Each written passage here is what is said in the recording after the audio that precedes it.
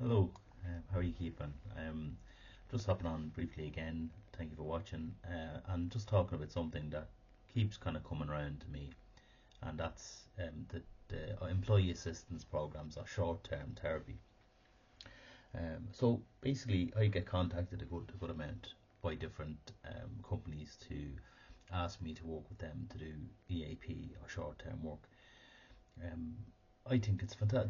They're very good. All these services that have been provided are very, very good. I myself benefited greatly from EAP when I was working in previous jobs, and uh, it's misunderstood that people think I am slurring them or giving them a bad rep or something like that. I actually don't. I think they're really good in what they do. My issue is I don't feel they go far enough, and I'll explain what I mean by that. My dissertation was based around this, so I've done a great deal of research on this. Um, so employee assistance programs, they offer, as you know, they offer same as every other therapist. They offer confidentiality.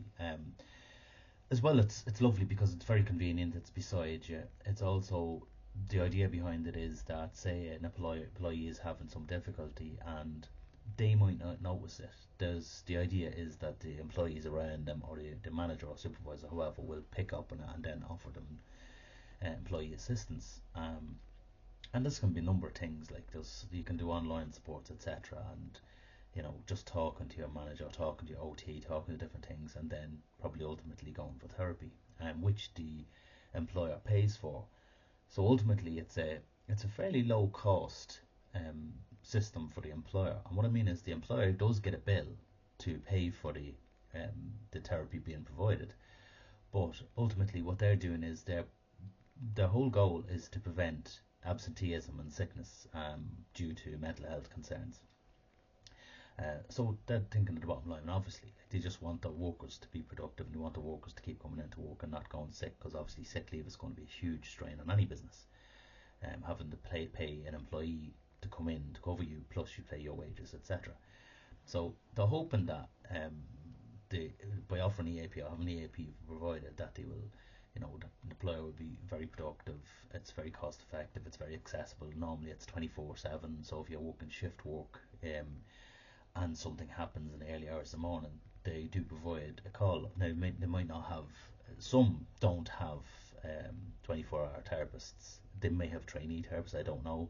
Uh, any of them I've interviewed for have, you have to be accredited, you have to be fully accredited in this. So, so there's two sides of the fence here. So there's difficulty from one side, from the management or employee perspective, who's providing this service, who simply wants it for to make sure that their business, their company, continues to run very comfortably. And the other side is the the services the EAP providers want it to be as low cost to them, so they don't technically pay uh, huge amounts or even a standard amount a lot of the time to the therapist working for them. And I'll explain this. So reason I interview, I don't need to work for EAPs. I'm actually quite busy, um, but I'm very curious and I'm a bit nosy, and I really want to change the system. And the reason I want to change the system is because I was in the system. I'm very aware of, and I'm going to use the words failings, but I don't mean that in a derogatory sense, but where it falls down, I suppose. So when I go to the interviews, I'll highlight the fact, first of all, that I don't care if they give me the job. I turned them all down. I got rejected for one because I basically told them I wasn't going to take the job. But ultimately, I said to them, uh, like, this is the whole thing you need to think of. If they provide only short-term therapy, the idea is that the employee only needs short-term therapy, and the therapist is trained or works in a way that will get to the issue faster. So it's kind of pushing towards the client, and the client doesn't have that kind of the comfort. And this isn't saying don't do this. I'm saying do this because I've recommended people do AP.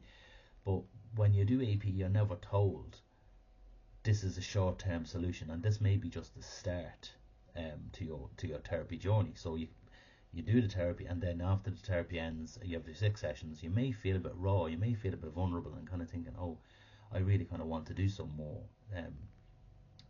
therapy. I really feel something's opened now, and I'm really ready to start, because in therapy we call Normal therapy situation, the first 6 sessions are known to us as the handshake. And that basically means that we're literally only getting to know our client in the 6 sessions, and they're only getting to know us. And they may come to the 6th session and say to us, I really don't want to work with you anymore because it's not working, I'm not gelling, which is absolutely fine. Or they may say, if you're in an EAP situation, I really like you, because I've been in that situation. I went to an EAP and they were fantastic, and I'd said, um, I really want to continue. How do I do this? And it's not allowed. They've a set number of sessions that they're allowed to do. The other issue I have with it, and the other concern I have with it is, uh, if you really bond with a therapist and you end on your EAP system, where basically the employer ceases payment, you're not allowed to continue with that therapist privately. Like, if you're willing to pay that therapist, the therapist isn't allowed to continue with you, which is really disturbing, because it's fairly difficult to find a therapist that you gel with and that really works with you and that's comfortable. So it's actually quite a significant concern there of mine, that I think these are things that need to be looked at and need to be changed, or need to be explained better, because I don't think it's okay to say, well, they're ours, that's our therapist, and if they work with private, that we're going to lose them. I don't think that's good enough, because it doesn't need to be about the businesses anymore. It needs to be about the client, and we need to start coming away from the idea that we need to we're the more important person, the client or the person or the employee is not, because that's actually wrong. It's very damaging, in my opinion. So there's a huge amount of stuff. So also, the problems with providing EAPs are they're not really used as much. Like, certainly I've experienced that, where you'd go to someone, and I would still, to this day, I am still talking to people in these jobs and say to them, have you considered EAP? And the reason I'm saying that is because, it's 6 sessions, and essentially it's free for you. The employer has already paid for it. It's really good. Do your 6 sessions, and then come to me outside of it if you want to, because you get 6 sessions then, and then you come to me. So I would really try to encourage them to do EAP.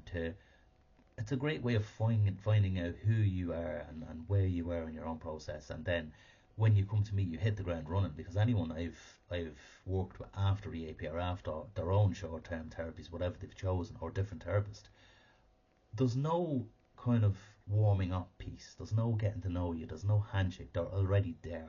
They know where they want to go, and it's brilliant. It's really, really fluid and comfortable. So for that reason, I think it's fantastic. But they're not used enough.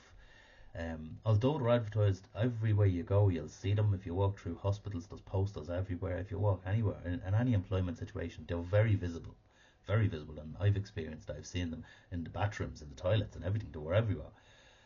The point is, if you're an employee in a situation and you go to this, you're afraid. I know this. You're actually afraid of saying to, your employer, I need a bit of support, or ringing that place, and they're going to find out, because, as we said in an earlier video, the therapist has to provide a number to your company, and they don't provide your name. They get your private, your secret, and you're given as a number. So, but most of the people don't know that. They don't know that they're still confidential. They don't know that nobody's allowed to know who's going to them and who's not going to them. It's a generated number that the therapist will get, and they'll get paid by sending that generated number back, and but the counselling company, who's a confidential, will verify that this person did come, and you get paid. As well, the therapists don't get paid a huge amount, as I mentioned.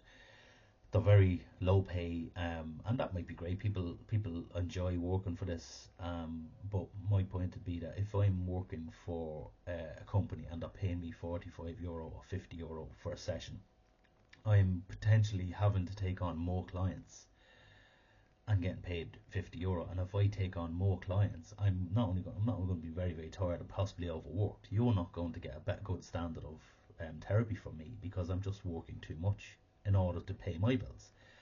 And the therapist also has still got their own insurance to pay, and still has got their own supervisions to pay, and probably their own therapist to pay.